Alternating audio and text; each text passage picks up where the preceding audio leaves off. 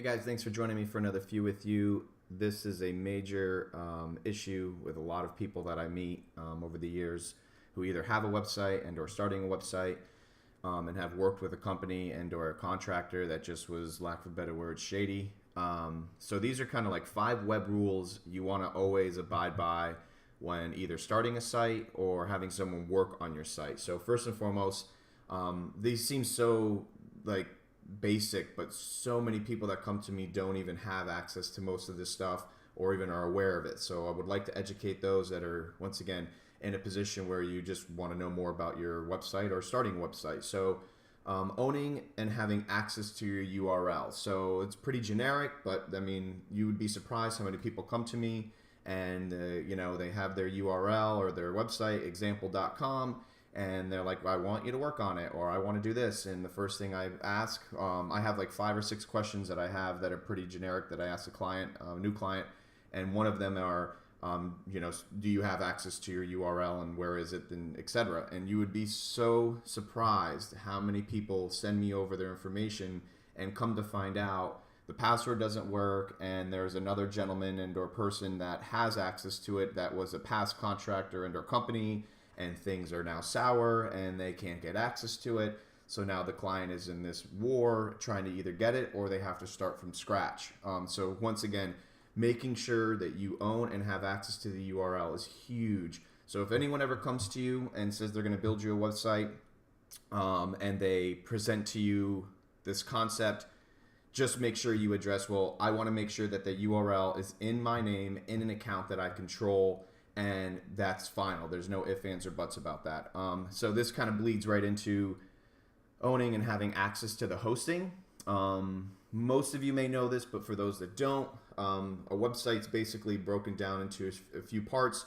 First and foremost, the URL being, the actual name, and then the hosting, where the content's parked and where it's, where it's actually being supplied so that the user can see it.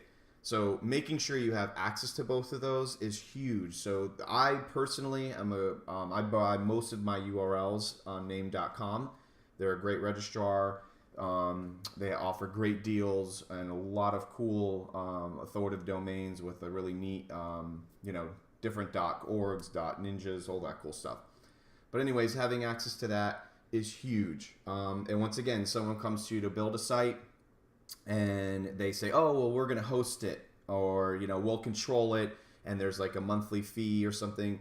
Steer clear of that. Absolutely steer clear of that, because at some point, God forbid something happens to that person and or company, and you can't get in touch with them anymore, and now your hosting and all of your data and your files, etc., are now no longer accessible, and there's nothing you can do. You can call and bitch and moan all you want and call the companies, but without some type of authoritative information regarding to that account, it's not yours.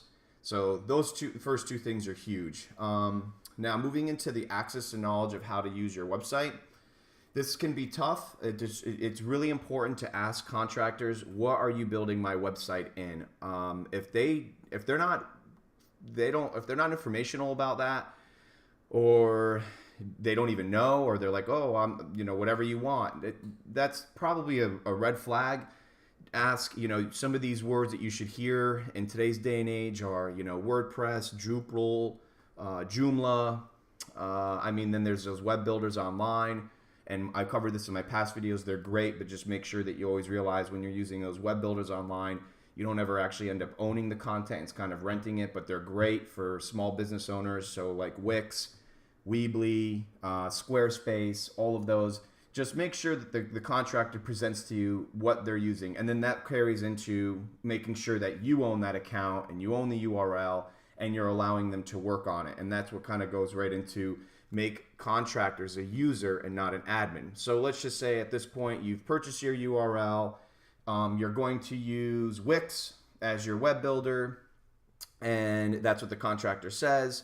And what would be imperative for you you create the account. You go to Wix, set it up in your email, purchase what needs to be purchased under your credit card, get the account set up. And I know Wix and almost every, WordPress, almost every website platform supplies you with an opportunity to give access to different people. So whether contractors or employees, etc.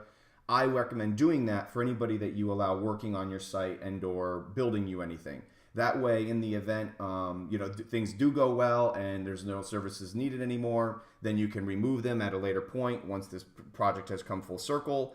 And or once again, as relationships change and or grow, you can always add and remove those people, and they're not in control of that. So that's really, really important. And then this is a little bit up for this, could be discussed. I mean, it's tough. I get a lot of people that are really upset with me about this type of topic, and I cover in a lot of classes. But on average, a small business owner or an independent person with a website, if you guys are paying more than $50 to $100 ish a year for your website, and I'm just talking about like brick and mortar costs, like the URL costs, the hosting costs. I'm not talking about marketing dollars and things of that nature that could possibly carry an ROI. This is just strictly the cost of a website. And I mean this. If you're paying more than $50 to $100 ish a year in hosting towards anyone, whether it's a person, a company, an entity, you really should evaluate that. 99% of the time people come to me and they're paying $100 a month for some type of hosting environment that they don't even need. It comes with all these bells and whistles, and that's their agenda. And no matter what company you work with, I mean, you'll see some of these tabs. Once again, name.com I use for my URLs. GoDaddy, I think, is a fantastic portal for hosting, especially dedicated WordPress environments, etc. But, their goal is to try to get you, it's always about add-ons. So if you'll notice, no matter what kind of tool or platform you're buying online, upon checkout, there's usually like 10 things on there that you don't even need. Be sure to deselect them. It's hosting and a URL. You don't need most of the time emails and this and that, and just make sure. So, and it also, I see it more with people that are paying a person and or company, and they kind of wrap it into this package. And no disrespect to those people that supply hosting and URL support and services. That's great. I personally don't resell URLs and hosting. It's not my business model. I set people up on their own accounts, and it's been 10 plus years later, people enjoy it. It's in their control, and once again, I'm not making revenue off of it because it's just, I didn't build my business that way.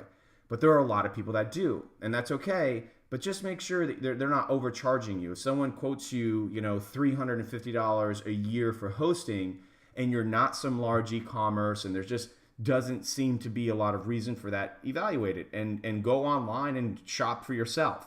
And say, I don't understand where you're coming to this $350 amount when I can get hosting for, $75 a year for 3 years locked in. But once again, there are variables to that. If you have a huge database-driven website, hotel type website, e-commerces, things of that nature, once you start needing SSLs, there are variables. Sometimes those costs will increase depending on what needs there are. But the majority of the time, most small business owners and their branding websites, you really shouldn't be, $100-ish a year is a very safe bet for hosting. But anyways, I hope this was helpful. As always, any questions, concerns, feel free to get in touch with me via Facebook or any other mediums that work for you. But these I thought were huge, and almost all the clients I have that come to me, one, if not all of them, are usually missing. So I'm trying to educate you guys and hope that you found this very resourceful. All right, talk soon.